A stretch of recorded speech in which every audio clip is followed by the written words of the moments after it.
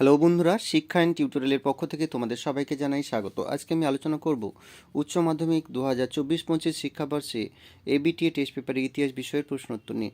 আজকে যে সেটটি আলোচনা করব এই সেটের সমস্ত এমসিকিউ এবং এসিকিউ প্রশ্নোত্তরগুলো করে দিয়েছি। চলো দেখে নিই প্রশ্নোত্তরগুলো। একের দাগের প্রশ্ন, দেশভাগ স্মৃতি আর স্তব্ধতা গ্রন্থটির রচয়িতা হলেন শ্যামন্তী ঘোষ। পরের প্রশ্ন, পৃথিবীর প্রথম জীবন্ত ইতিহাসে জাদুঘর হলো উত্তর হবে স্ক্যানসেন মিউজিয়াম। পরের প্রশ্ন, দ্য ফার্স্ট ইন্ডাস্ট্রিয়াল রিভলিউশন গ্রন্থের রচয়িতা ফিলিপস ডিন। পরের প্রশ্ন, কোন দেশ দারুচিনির জন্য বিখ্যাত? উত্তর হবে শ্রীলঙ্কা। পরের প্রশ্ন, টিপু সুলতান ইংরেজদের মিত্র রাজ্য আক্রমণ করলে তৃতীয় মহীশূর যুদ্ধের সূত্রপাত হয়? উত্তর হবে ত্রিবাঙ্কুর। পরের প্রশ্ন, ভারতে ব্রিটিশ রাজ্যের দ্বিতীয় স্তম্ভ হল? উত্তর হবে সামরিক বাহিনী। পরে যে ম্যাচিংটি আছে সেটা সি এর দাগের অপশানটি হবে। পরের প্রশ্ন, কুওমিন্তাং দলটির প্রতিষ্ঠা করেন? উত্তর হবে সানিয়াত সেন। পরের প্রশ্ন, মোহামেডান অ্যাংলো ওরিয়েন্টাল কলেজের প্রথম অধ্যক্ষ ছিলেন? উত্তর হবে থিওডর বেক। পরের প্রশ্ন, চীনে 4 মে আন্দোলনের নিরিখে জিওগুও স্লোগানের অর্থ হল? উত্তর হবে দেশকে রক্ষা করা। পরের প্রশ্ন, লখনৌ চুক্তি কবে সম্পাদিত হয়েছিল? উত্তর হবে 1916 খ্রিস্টাব্দে। পরের প্রশ্ন, 1943 খ্রিস্টাব্দে বাংলার দুর্ভিক্ষের সময় ভারতের ভাইসরয় কে ছিলেন? উত্তর হবে ওয়াভেল। পরের প্রশ্ন, গুজরাটের খেদা জেলার দরিদ্র কৃষক কী নামে পরিচিত? উত্তর হবে কোনবি। পরের প্রশ্ন,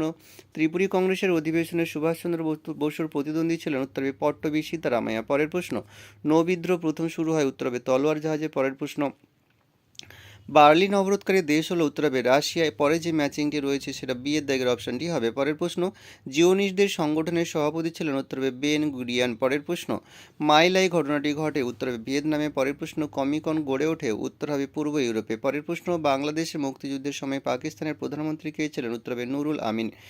পরের প্রশ্ন, প্রথম ইন্ডিয়ান ইনস্টিটিউট অফ টেকনোলজি স্থাপিত হয় খড়গপুরে? পরের প্রশ্ন, ভারতের পরিকল্পনা কমিশন গঠিত হয়? উত্তর হবে 1950 খ্রিস্টাব্দে।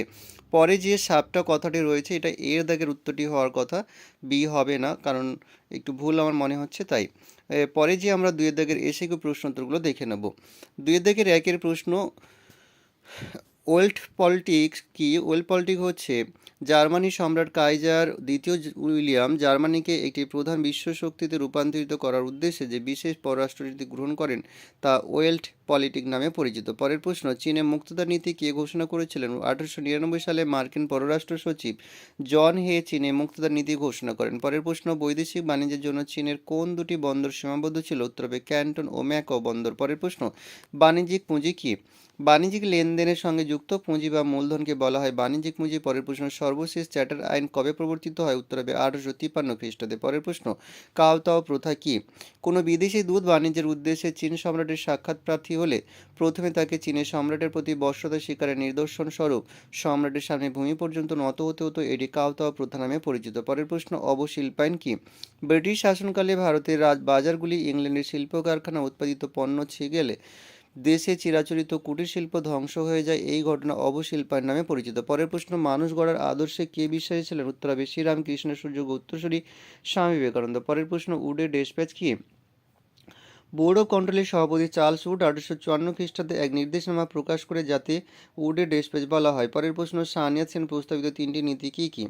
চীনের সানিয়াত সেন 1898 খ্রিস্টাব্দে চীনা জনগণের জন্য তিনটি নীতি ঘোষণা করেন। এই তিনটি নীতি হলো জনজাতীয়তাবাদ, জনগণতন্ত্রবাদ ও জনজীবিকাবাদ বা জনসমাজবাদ। পরের প্রশ্ন, তাইপিং বিদ্রোহ কবে এবং কেন হয়? চীনের স্থানীয় কর্মকর্তারা ঈশ্বর উপাসনাকারী সমাজের বিরুদ্ধে ধর্মীয় নিপীড়ন শুরু করায় 1850 থেকে 64 খ্রিস্টাব্দে তাইপিং বিদ্রোহ শুরু হয়েছিল। পরের প্রশ্ন, চুক্তিবদ্ধ শ্রমিক বলতে কী বোঝো? কোনো নিয়োগকর্তার অধীনে নির্দিষ্ট বেতনের বিনিময়ে নির্দিষ্ট সময়ে কাজ করা চুক্তিতে আবদ্ধ শ্রমিক শ্রেণীকে চুক্তিবদ্ধ শ্রমিক বলা হয়। পরের প্রশ্ন, পুনা চুক্তি কবে কাদের মধ্যে হয়?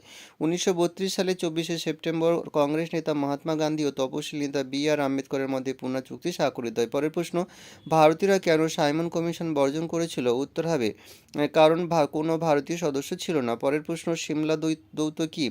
আগা খানের নেতৃত্বে 1906 খ্রিস্টাব্দে 1 অক্টোবর 35 জন অভিজাত মুসলিম সিমলায় বড়লাট লর্ড মিন্টোর সঙ্গে দেখা করেন। মুসলিমদের স্বার্থ রক্ষার দাবি সংকলিত একটি স্মারকলিপি মিন্টোকে দেওয়া হয়। এটি সিমলা দৌত্য নামে পরিচিত। সুভাষচন্দ্র বসু কাকে পূর্ব এশিয়ায় ভারতের স্বাধীনতা আন্দোলনের জনক বলে অভিহিত করেছেন? রাসবিহারী বসুকে। পরের প্রশ্ন, কে ইন্দো চায়না কমিউনিস্ট পার্টি প্রতিষ্ঠা করেন? উত্তর হবে দেন জিয়াওপিং। পরের প্রশ্ন, দ্বিতীয় বিশ্বযুদ্ধের সময় জাপানের প্রধানমন্ত্রী কে ছিলেন? হিদেজি তোজো। পরের প্রশ্ন, বার্লিন অবরোধ কি? বার্লিন সংকট সৃষ্টির কারণে রাশিয়া পশ্চিমী শক্তিগুলিকে বার্লিন শহর ত্যাগ করতে বাধ্য করার উদ্যোগ নেয়। এই উদ্দেশ্যে 1948 খ্রিস্টাব্দে 24 জুলাই রাশিয়া বার্লিনে প্রবেশের রেল, সড়ক এবং খালে চলাচল পথ অবরোধ করে, যা বার্লিন অবরোধ নামে পরিচিত। পরের প্রশ্ন, বুলগারিন কে ছিলেন? নিকোলাই বুলগারিন ছিলেন একজন সোভিয়েত রাজনীতিবিদ। তিনি 1953 সালের মার্চ থেকে 1955 সালের মার্চ মাস পর্যন্ত সোভিয়েত রাশিয়ার প্রধানমন্ত্রী হিসেবে দেশ পরিচালনা করেছেন। পরের প্রশ্ন, লং মার্চ কি? মাও সে-তুং এবং চুতের মিলিত প্রচেষ্টায় কমিউনিস্টদের ঐক্যবদ্ধ করার লক্ষ্যে 1934 থেকে 35 সালে কিয়াংশি প্রদেশ থেকে সেনসি পর্যন্ত 6000 মাইল দীর্ঘ পথ অতিক্রম করার পদযাত্রা লং মার্চ নামে পরিচিত। পরের প্রশ্ন, স্বাধীন ভারতের প্রথম নির্বাচন কবে হয়েছিল? প্রথম নির্বাচন হয়েছিল 1951 সালের 25 অক্টোবর শুরু হয় এবং 1952 সালের 21 ফেব্রুয়ারি তা শেষ হয়। পরের প্রশ্ন, হোমি জাহাঙ্গীর ভাবা কে ছিলেন? প্রধানমন্ত্রী জওহরলাল নেহরুর শাসনকালে হোমি জাহাঙ্গীর ভাবা ছিলেন ভারতের পরমাণু গবেষণার বিষয়ে প্রধান উপদেষ্টা। তাঁর সভাপতিত্বে 1948 খ্রিস্টাব্দে ভারতের শক্তি কমিশন প্রতিষ্ঠিত হয়। পরের প্রশ্ন, সার্ক কি? দক্ষিণ এশিয়ায় আঞ্চলিক সহযোগিতা বৃদ্ধির উদ্দেশ্যে ভারত, বাংলাদেশ, পাকিস্তান, নেপাল, ভুটান, শ্রীলঙ্কা, মালদ্বীপ 7টি দেশ 1950 সালে বাংলাদেশের রাজধানী ঢাকায় একটি আন্তর্জাতিক সহযোগিতা সংস্থা সার্ক গড়ে তোলে। এখানেই শেষ করছি। ভিডিওটি ভালো লাগলে বন্ধুদের মধ্যে প্রচুর পরিমাণে শেয়ার করতে থাকো। আমাদের চ্যানেল নতুন হলে অবশ্যই চ্যানেলটি সাবস্ক্রাইব করে আমাদের পাশে থাকার জন্য অনুরোধ রইল। এখানেই শেষ করছি। সবাই ভালো থেকো, সুস্থ থেকো, পরীক্ষার আগাম শুভেচ্ছা রইল।